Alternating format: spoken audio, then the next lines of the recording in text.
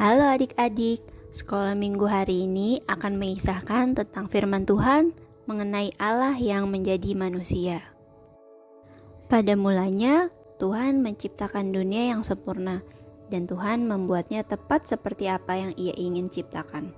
Yang penuh dengan hal baik seperti lautan, gunung, jerapah, dan ubur-ubur. Tidak ada penyakit dan kesedihan atau kematian. Dan Tuhan menciptakan manusia yaitu Adam dan Hawa untuk tinggal bersama Allah. Manusia adalah ciptaan favoritnya. Ia menyebut segala ciptaannya baik, dan manusia adalah yang sangat baik.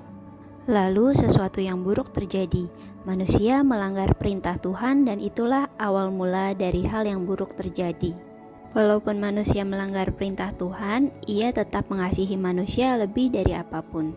Dan suatu hari nanti Tuhan akan mengirimkan anaknya untuk menjadi penyelamat bagi manusia dari kesalahan yang telah dibuatnya, agar dapat bisa dekat kembali dengan Tuhan. Manusia sangat senang dengan akan adanya seorang juru selamat. Mereka menunggu bertahun-tahun lamanya. Mereka pikir seorang penyelamat itu adalah seorang raja yang gagah atau perwira yang tangguh. Namun ternyata adalah seorang bayi yang bernama Yesus. Itu bukanlah seperti apa yang mereka pikir, namun itu adalah tepat dengan apa yang sudah Tuhan rencanakan. Yesus seutuhnya adalah manusia, tapi juga seutuhnya adalah Tuhan. Dia makan, tidur, dan berteman seperti kamu dan saya. Tapi dia juga bisa melakukan hal yang luar biasa yang hanya bisa dilakukan Tuhan. Dan ketika Yesus dewasa, dia siap untuk menunjukkan kepada dunia bahwa ia adalah anak Allah.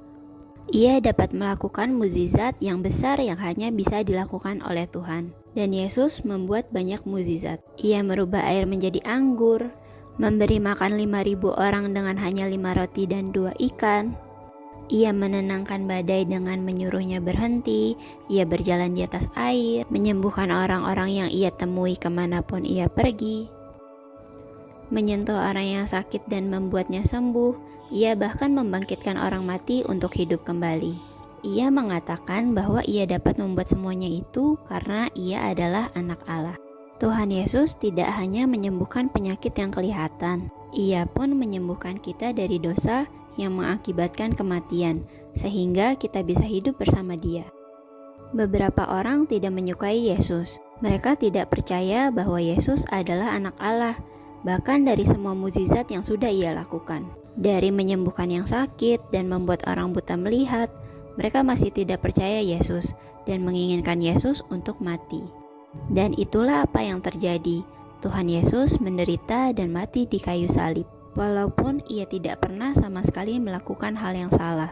Saat Tuhan Yesus mati di kayu salib, keluarganya sangat sedih karena penyelamatnya sudah pergi. Mereka bertanya-tanya bagaimana caranya agar dapat dekat dengan Tuhan lagi.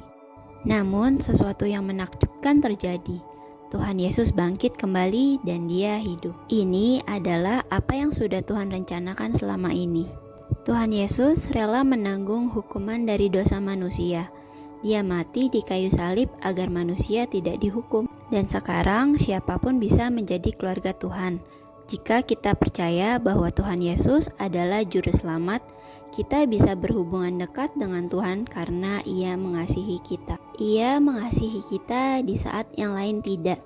Ia mengasihi kita di saat kita merasa sendiri dan tersakiti. Ia mengasihi kita bahkan di saat kita melakukan hal yang salah. Dan ini bukanlah kasih yang biasa, tapi adalah kasih yang paling besar dan kuat, yang tidak akan berubah dan berakhir.